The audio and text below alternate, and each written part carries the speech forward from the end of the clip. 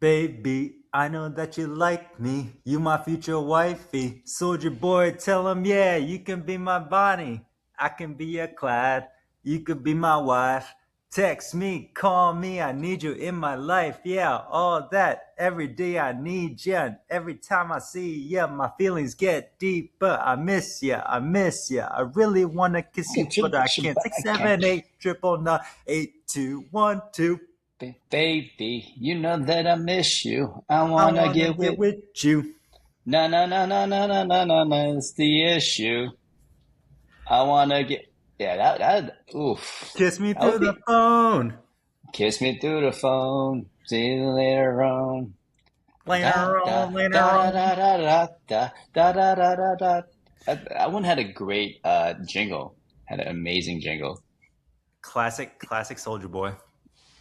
Oh man, what's new with you, Peter? How's everything? I'm currently down in St. Pete, man. Yeah, doing some training with our team, ripping some new ads. But yeah, it's sometimes you just got to get in there. I think this was something that I've been putting off for quite a while. Honestly, I think like all the way up to this point, I usually go down once a quarter.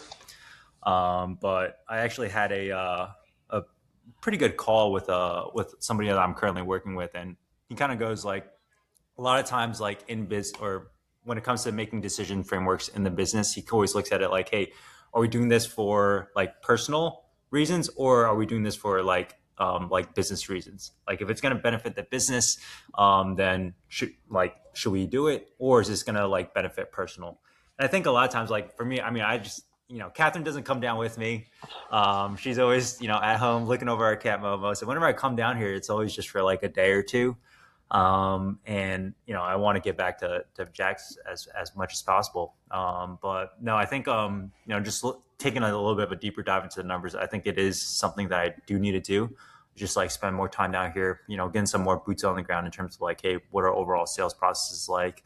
And then shit, yeah, like I was telling Andy a little bit before this, I got down here last night and just opened up my phone and earlier this month, our cost per lead for ads like spiked tremendously, and I was like freaking the hell out. Usually, our cost per lead for Clearwater usually kind of sits around like 45, $50 cost per lead, and then at the beginning of this month, it like shot up to like $100. I was like kind of like freaking out, dude. Um, it's just like you're spending the same amount that you always spend, and all of a sudden you're like not getting the same lead flow through. And I look at it, I'm like, holy shit. And I get down here and I like scrolling my phone and like literally, I shit you guys not, within the span of like 4 to 5 minutes, I see 10 to 12 different ads from different advertisers, chiros, PTs, massage therapists, personal trainers, all addressing and saying the fact that they're able to help out with pain. I was like, damn, I get it. I understand why our cost per lead has spiked up. And so I think one of the big goals for me down here this week is really to kind of figure out how can we make our ads a little bit more unique so that it doesn't look like everybody else. But shit, man, is it frustrating? Hell yeah, it's frustrating. But I mean, damn, if it's frustrating for us, it's probably frustrating for everybody else. Yeah, I think it's like this is like a problem that isn't going to be as common. I would say for like I think in the next 2 years it's going to be a bigger problem in like a lot of bigger cities. But currently, right now, it's like there's a fucking runway, right? And if you absolutely sprint on this runway and you scale and you grow, you'll be able to outspend everybody. Yep. And that is really the key. It's like, can I pay more to acquire a customer than my competitors? Because if I can, you're going to beat your competitors every single time. So, yeah, if you're listening to this, I don't know what you're waiting for. Let us run your ads. Let us run your ads. All right, get your segue. So the only way you can have more money to acquire a customer is if you charge enough, right? If you have enough of like a ticket to sell somebody into, you have enough margin to put back into advertising, and so you have to first off fix your mindset around money mindset first. But then from there, on top of that, aside from adjusting your mindset around money, you also got to adjust your mindset just on growth in general, which is exactly what we're going to be ripping on today. Love it, love it. I like it. I like it. I did. I was like, damn, that was a quick ass transition, my brother. No, I guess, but yeah, I mean, like let's riff right into it, man. I mean, like, dude, for you, like, have you changed anything recently around your thoughts around like growth over the last couple of years? Fucking yes. Every Right month, every now, year. um, for me personally, I feel like I've already scaled to 10 million. Not like it's not happened yet, right? But it's like that is what I'm thinking about. Like my standard is like, is this going to help me scale to 10 million? Do I need to be doing what I need as someone that's going to be operating a $10 million, practice? Like every night I go to sleep and I visualize what it's like to sign some shit.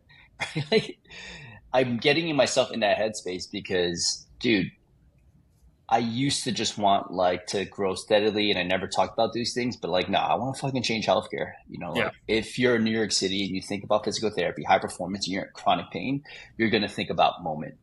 And yeah, it's changed drastically because I've just realized no one wants to work for a company that is a lifestyle business Yep. because that just means that the owner has a lifestyle, but you don't. Like I want to grow this company so that like physical therapists can eventually work towards a role where they're maybe in a clinic 2 to 3 times a week. They're doing stuff on their own in a coffee shop. They're getting paid enough. They have health insurance. They have 401k. They have everything they need. I don't think you can just be a solo person and like you could still do that right now, but I think you can see how many people are coming into this space now. There are way better operators than you. They're coming from other sectors. Dentistry is one that's like being cleaned out like crazy, right? Yep. There's so many dental clinics and stuff opening that look super sick. What are other ones that are Say like vet clinics as well too. vet clinics? We have Yep. Bond Vet in New York City. It's so sick. What are some other good ones? Like primary care, like Amazon obviously has One Health, and they look amazing compared to like typical ones. It's just a matter of time before like physical therapy becomes that, right? So like you've got to have the business chops to be able to compete with bigger players, or scale to 10 million, and then have a bigger player acquire you, and then you grow with the bigger player, which is what I want to do. Like Let's I fucking go. I have this 8-year plan. We're going to open up a clinic every single year. We're going to continuously scale our team. And I want to see, and again, I'm not going to acquire for the sake of fucking getting acquired because I didn't work this fucking hard to like be a fucking sellout. Right? Like, it needs to be like It's got to the be the right right partner. person. Yeah. Yeah. It's got to be the right But partner. with that said, it's like, do I speak with conviction? I do. I speak with conviction all the time to our team because I am going to do this for at least the next 8 years until I'm 40. I'm going to be able to work at a clip that like most people won't be able to work at. Yeah. And I think one of the things that I really enjoy is like almost having that like responsibility, knowing that you have so many other people are depending on you and how much you push the company, right? Like, because the more you grow, the more people's like jobs that you're technically responsible for, and when you're responsible for that, you're also responsible for like how well their family does as well too. And so it's like I think it's honestly like pretty cool to like be able to kind of like hold that responsibility and have other people trust you as well too. But yeah, dude, like at the beginning, man, like I think my goals and like my vision have always shifted like year over year because I slowly start to see like what's possible. At the beginning, man, shit, like I just didn't want to work home health. I just wanted like I just want to be selfish and have a lifestyle business where I could just treat clients. And I was totally cool with it. And I didn't want to work in insurance or home health. But then, like as you continue to grow, you slowly start to kind of get exposed to hey, what's actually possible, whether it's hey like getting transitioning in from a sublease inside a gym into your own standalone space. And then all of a sudden you're like, oh shoot, this is kind of cool. Like maybe I could hire my first PT and then maybe my first SDR. And then all of a sudden, cool, can I have multiple PTs, multiple SDRs? And then like when that goes well, you're like, oh shoot, like maybe I could be able to duplicate this in another location. And then from there, like a third, a fourth, and et cetera. And it just continues to compound. But yeah, like I think a lot of times people want to play for a winning team, and like if they see that hey, like it's just you and you're just kind of like cruising, like why would they want to come and work for you? And like the people who are going to come and work for you, like they're probably not going to be that motivated. They're probably not going to be that driven. But if you use it, if they continuously see like, hey, like year over year, right, like Andy's clinic has grown tremendously from 1 to 3, 4 locations, gone from 0 to 1, now going from 1 to 5 and then 5 to 10. They're like, holy shit, this is like a sweet rocket ship. Like I want to be on, because they know like as the company continues to grow, their own like personal goals, whether it's like financial, or even working with a demographic, or even like a title, right? Like, hey, I want to be like location manager, or I want, maybe they have like some sort of entrepreneur like goals, and they can fit their entrepreneur self within your company and like drive a certain sector of your company. Now they have the capabilities of doing that without having to take the risk on completely themselves if they were to kind of step out and do their own thing. But I think it's just, yeah, it's so cool, man. I love growth because I like a lot of times if you're just kind of like doing the same thing, you kind of feel stagnant. Right? And it's like it's cool to have the pressure and the privilege to have that pressure, but driven from somebody else to really kind of force you to continue to grow.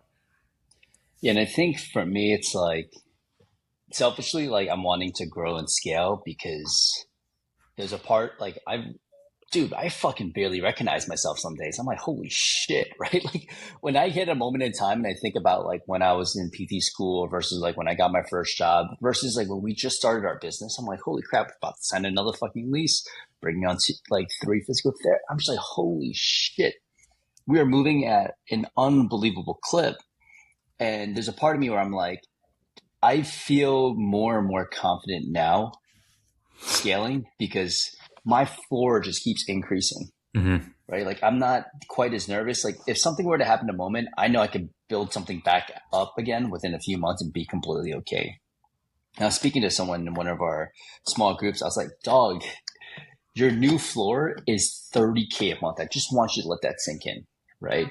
And I was like, your new floor is 30K a month. So everything that you get to do is legitimately just a privilege, right? Because before when you came in, all you wanted was fucking like 10K. Yeah. And like now your new floor is 30K.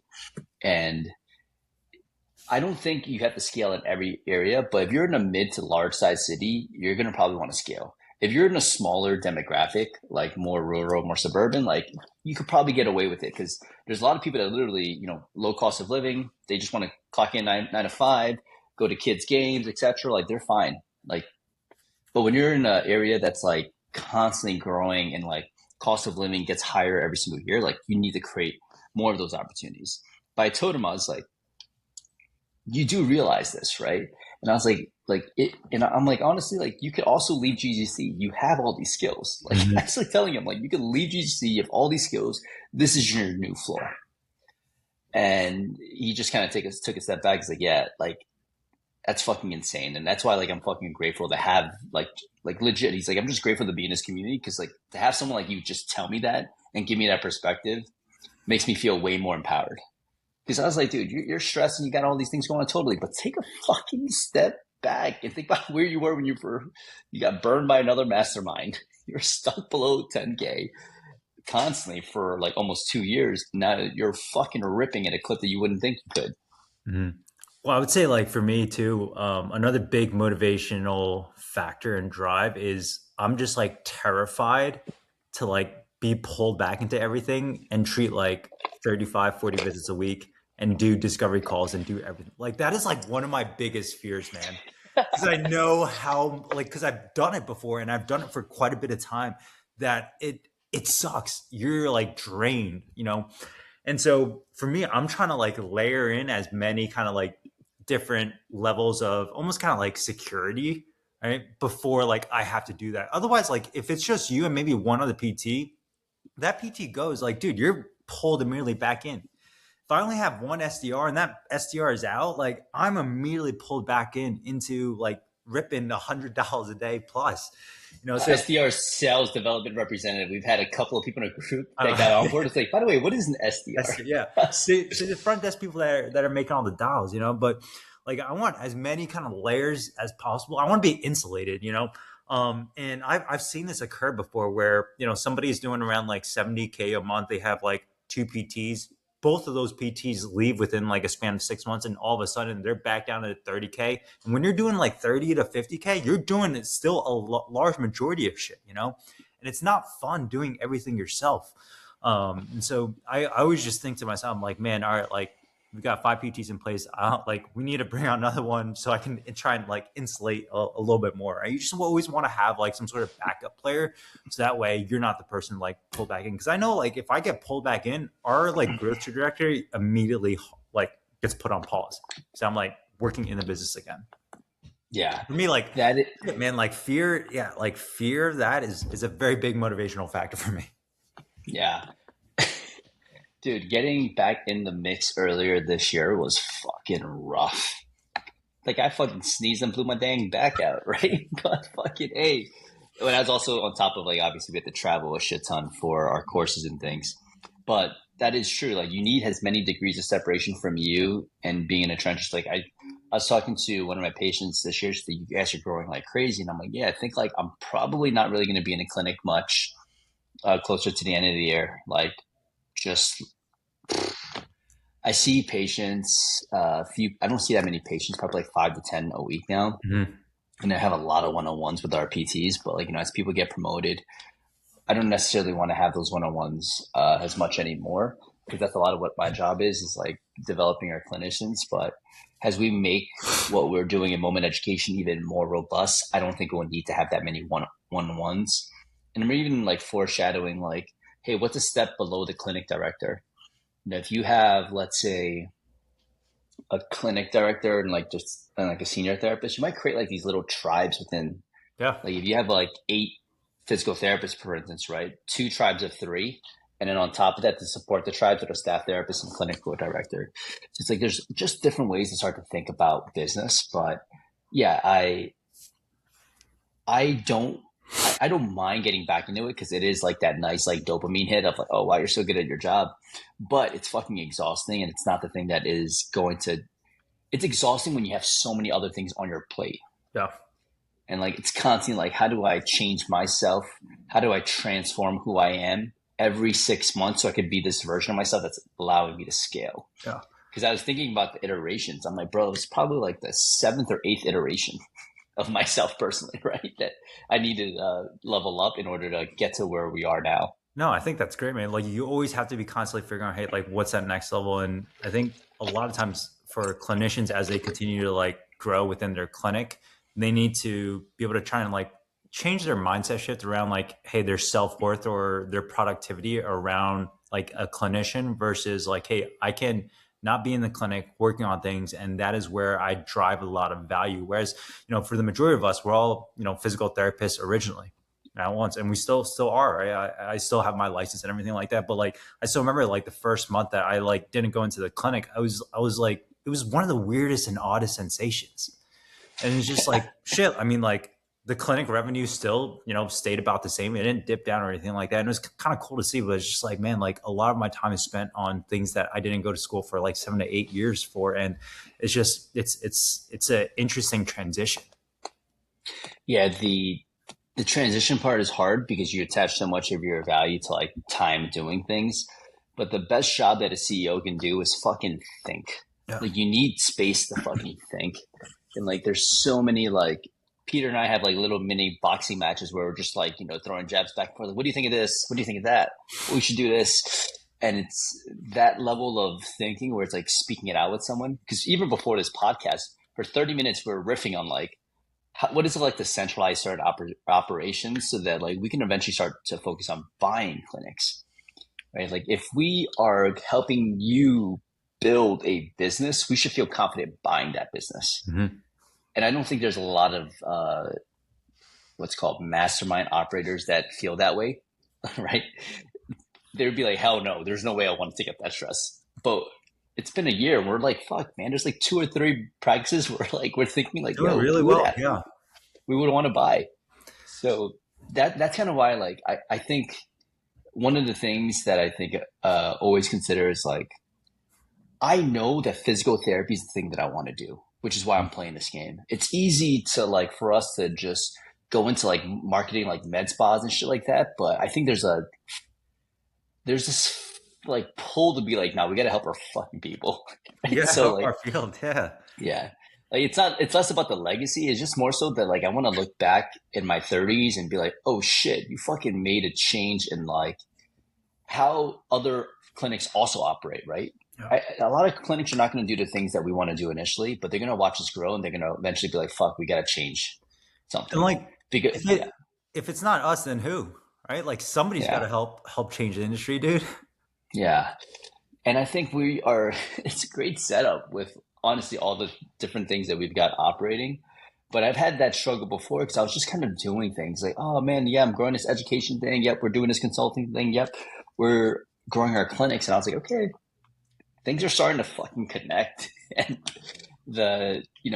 we've streamlined being able to develop clinicians.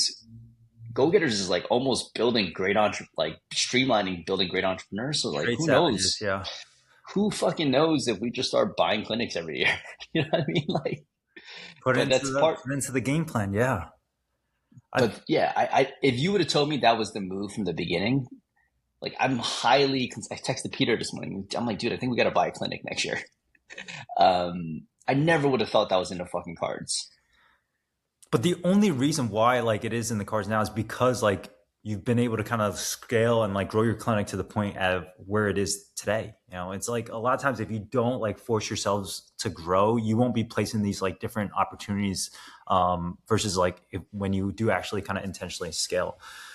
Shit, man. I think like another thing too that I'll kind of throw in there with when it comes to like growing, you know, every year and whatnot is really just like it's gonna be scary no matter what. You know, I think it's just like every single time you grow, you reach a new level of you know of like a situation or a scenario that you've never been put in before, and you can slowly start to kind of like recognize patterns and whatnot. But it's like at the end of the day, for me personally, it's still like fairly nerve wracking and I just like have been in enough of these situations to know that hey, like this is normal, this is part of it, and like hey, we just have to continue, you know, moving forward and start continuing to take action. What's your It's like OpEx account cost? How much do you need to generate at least to make sure that you're not in the red? oh gee, like at least 100K. Yeah, it's like yeah, our I was talking about this somebody else the other day, and I think it's actually really cool, right? Like our payroll every single month is like I think close to 80K now. But like for that to be like way more than what our like monthly revenue was at the beginning is like I would have never even thought that that was possible, you know. Um, but yeah, it's just like it's always scary, like you know, shit that the amount that we spend on ads, but it's just like you have to do it, and especially if you kind of trust in your process well enough, like you know you're gonna learn from it regardless if you do well or not. Dude, Christy was calculating the other day, and it's like, yeah, we're gonna need to be generating at least 75, I think, Mhm. to break even. But yeah, it's fucking crazy. I'm like, oh, that's awesome. Like by next year, it will be a six figure like monthly. Like you just got to be fucking ripping it. And then I took a step back. I'm like, yo, Google is at like fucking a billion. You Yeah. know, like Google's like at a billion. But that's like the cool thing that like there's a great book that talks about like the Ernest Shackleton and Ernest Shackleton. It's called Endurance, Hmm. and it tracks his whole crew went to Antarctica and they came back. No one died, and it talks about leadership and all these other things. And this is like way back in the day. Yeah. And this one guy's like they're reading the diary account to somebody, and this one guy goes, "Yeah, for the past couple of days we've been living on a block of ice. A piece of like a large chunk of ice hit the boat, and the boat wasn't moving anymore. It was sailing with the ice, and they would go on the ice to like do some shit and go back into the boat Yeah. because it's so fascinating how quickly you can get used to dire conditions. Mm. If someone would have told me in the beginning, like you're going to be responsible for 75K a fucking month, I'd be like, yeah, let's switch careers. Yep. You know, I ain't let's doing just this like, shit. Get me out. yeah. Get me out now. Get me out now. But you just normalize the shit that's happening, right? And I think that is I just always fucking crack up when other people are not actively running practices and teaching other people to scale because you're not gonna. How are you gonna fucking support someone when that's the issue they're going through and you haven't had to deal with that? Yep. Granted, the people that you're coaching probably will never get to that point because you can only coach people on what you've been able to accomplish. You know what I mean? But Dude, there's like certain things that you just can't experience without being in the trenches. No, and there's a lot of things too, and I'm seeing it very visibly now. Like when you actually get down there at like a much deeper level where you can kind of visualize things, even like with a lot of like what I'm kind of seeing up top with our clinics, I have no idea kind of like what a lot of the conversations are had until you actually kind of get into the clinic, start having these conversations at the nitty gritty level. So yeah, being in the trenches, it's a lot more relatable. You can actually understand a lot more kind of what goes on, man. But yeah, dude, I think like for us, I'm very proud to say, yeah, like all the I would say the majority, a lot of the clinics that we all coach and work with, like we would 100% like want to get them to a point where we are wanting to invest in and buy into their clinics, because that way we actually know, hey, like we're building it up the right way. I saw this thing the other day too. It's like a lot of like these sales courses, the people who teach the sales won't even hire on the sales reps to sell their own offer because they don't trust them, because they know that like their client success isn't good. And so, whereas like for us, like we can really like coach these people to like do it the right way. It's like, dude, why the hell not will we not want to partner up? Dude, I think it's gonna be a fucking it's gonna be an insane year, but dude, Yeah. it's gonna be an insane decade. Like I just am so curious to see what the fuck happens. But I think yeah, when the people I think are slowly gonna realize that like this is the real deal. I get inundated now with ads from like other mastermind groups and I crack up because they're solving the wrong problems. Like Yeah. it's like, bro, you're thinking way too small now. Yeah. And like the reason for that is because like they don't actually own the practices, so they don't know how to like address bottlenecks. They It's still they like aren't seeing the let's, cost per lead themselves. dude. It's It's still so like much hey, different when it's your own money that you have to be responsible for. Like yeah, shit. it's not like yeah, increase lifetime value, increase lifetime value. I'm like, yep, perfect, but like you still need fucking leads. You still need fucking leads. Still It's like need let's leads. integrate AI, integrate AI. AI will run your clinic, and I'm like, I don't think you should do that right now. Like I think that's a fucking disaster. I was gonna actually make a video on this. I was like, man, like AI is so hot right now, but I think it's just another distraction for a lot of like clinics. Like if you're not doing like 100 150K, like what are you doing like thinking about AI and shit? Even like there's so many things I want to like test out with AI, but it just never gets to like the top of my priority list because I have all these other like fucking things I need to like solve first. I took a deep dive because I called my buddy that makes all of our merch and he was talking about AI.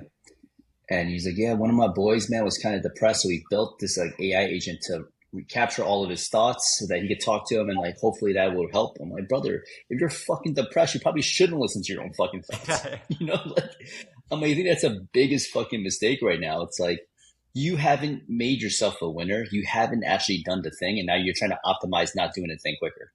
Like Brian Mark, he had like a post. He was like, "Yo, I'm putting people onto Claude, and like Claude will run your meta ads and stuff like that." He might have done really well in meta ads, but if you haven't, you shouldn't automate that. Don't automate winning if you haven't won. Yeah, I absolutely agree. I think, man, I'm AI, not that gung yes, ho on AI. huh? I'm not that gung ho on AI right now. And I was telling my friend, I was like, straight up, man, like I'm more gung ho on buying tools that people are building than actually building myself.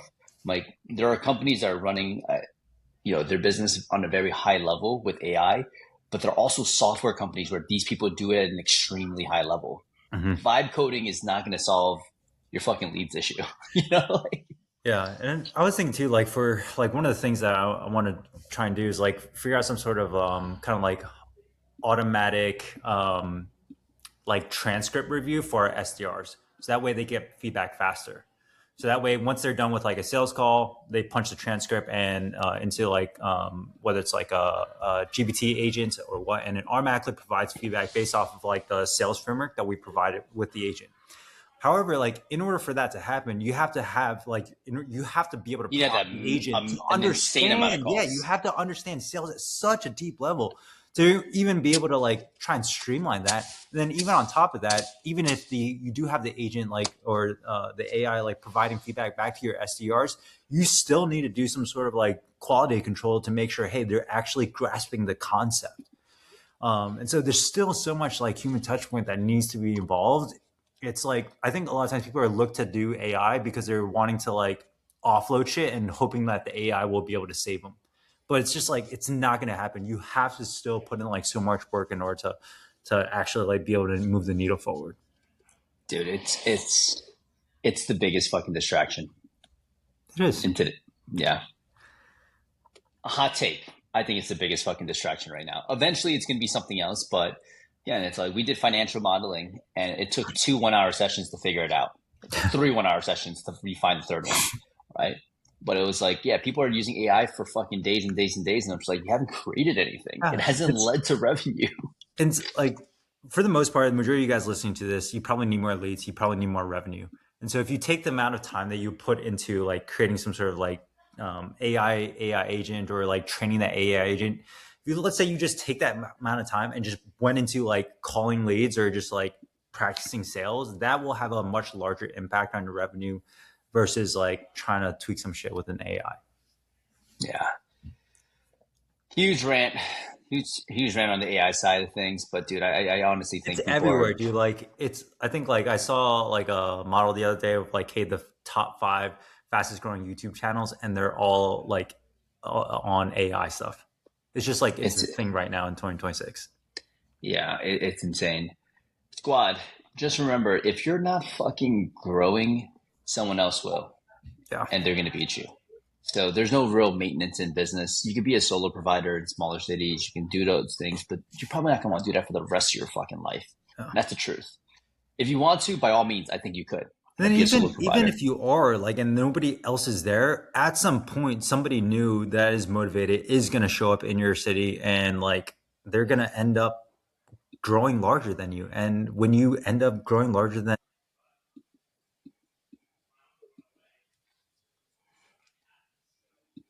Exactly. So go grow. And if you need help growing, holla at you. Holla at us. We got you. Peace.